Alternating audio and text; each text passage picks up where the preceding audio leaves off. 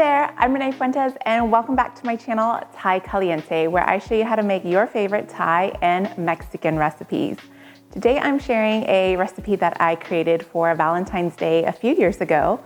I know probably most of us won't be going out for Valentine's Day, but actually typically my husband and I don't go out during a Valentine's Day weekend because it is really crowded, and I prefer to make a simple yet elegant home-cooked meal. So the dish that I'm sharing with you guys is linguine with a white wine sauce, and I'm using a Spanish chorizo and clams.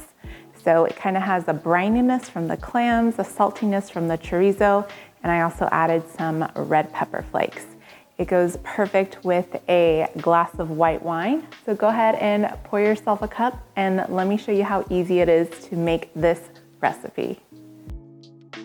So I am using 8 ounces of dried linguine pasta, and linguine pasta is just essentially a flat pasta, but you can use a regular spaghetti pasta as well. So for the clams, when I first made this recipe, I used fresh clams, which if you can get fresh clams, I highly recommend that. These are frozen clams, which is why they are already open. Normally when you buy fresh clams, you don't want them to be open because then they've gone bad. But these are essentially already cooked, so we're just going to be warming them up in the pasta. So for the chorizo, this is Spanish chorizo that I have just cut into kind of little quarters. Spanish chorizo is already cured, so it's not going to have that same texture as Mexican chorizo, which you can also use. And then we're just going to finish the dish with some whole cherry tomatoes. And the sauce is essentially white wine and chicken broth. I'm using 4 ounces of white wine and 4 ounces of chicken broth, but if you want to use less wine, then go ahead and do 2 ounces and then 6 ounces of chicken broth. Go ahead and start by cooking the pasta. So I have a large pot here that I've boiled, and I added about a tablespoon of salt, and I'm just going to add all of the pasta in there and give it a stir once it kind of starts cooking. So while the pasta is cooking, I have a skillet over medium-high heat. I'm not using any oil because the chorizo does release a lot of oil. And if you're using Mexican chorizo, then at this point you would break it out of the casing and then cook it that way. So now I'm adding the white wine just so the alcohol can kind of cook off. So as I mentioned, I'm using 4 ounces of white wine, and I'm just going to let it cook here for about 1 to 2 minutes just so the alcohol can burn off and it's safe for even kids to eat.